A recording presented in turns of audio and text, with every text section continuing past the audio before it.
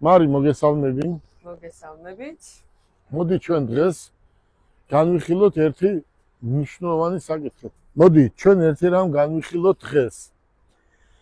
მე მინდა გითხრათ ერთი რამ. ხვალ მაინც საქართველოს მოსახლეობას დიდი სურვილი ექნება ელექტრომანქანები რო შეიძინოს. მთელი ევროპა გადავიდა უკვე ელექტრომობილზე და ისეთი ავტომობილი გამოუშვა ჩინეთის ავტოკარხნებმა ჩაანაცვლა ყველა იაპონური და გერმანული ავტომობილები.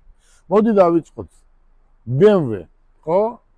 საუკეთესო ავტომობილია, მაგრამ რამდენი პროცენტი იწყობა ჩინეთში?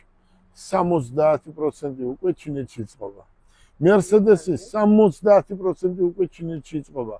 Toyota 70% უკვე ჩინეთში იწყობა. ახლა ნებისმიერი ავტომობილი დაასახელე ნებისმიერი ავტომობილი იწყობა ჩინეთის ქარხნებში.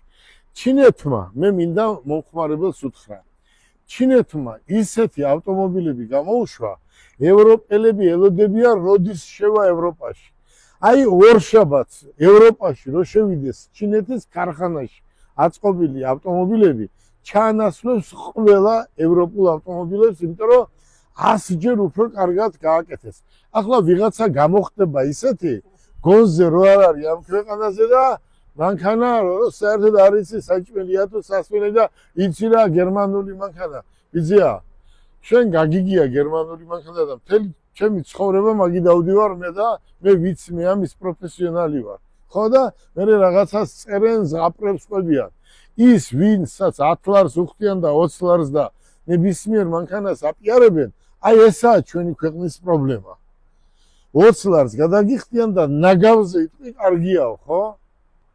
აი მე გეკითხებით, ისინი 3, 4, 5 კაცი აქ დადიან და რას ამბობენ თვითონ არ იციან, ხო?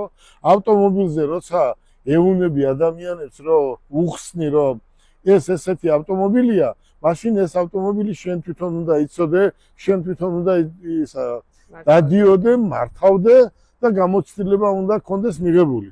და ახლა გუშინდელი დაბადებული ბავშვები სადღაც დადიან და აქებენ რაღაცა ვიღაცის მანქანას. ბიჭო, მანქანას როცა ყიდი, მარი ხალბატონო ქეთი, მანქანას როცა ყიდი, მაშინ აუცილებელი არის იმ ავტომობილს, რომელსაც ყიდი, რო რამე ხვალ მოუვიდეს, იმის გაკეთების ერთი ადგილი კონდეს. თუ არა გაქვს ეს ერთი ადგილი, აი როგორ გინდა რომ გაუკეთო.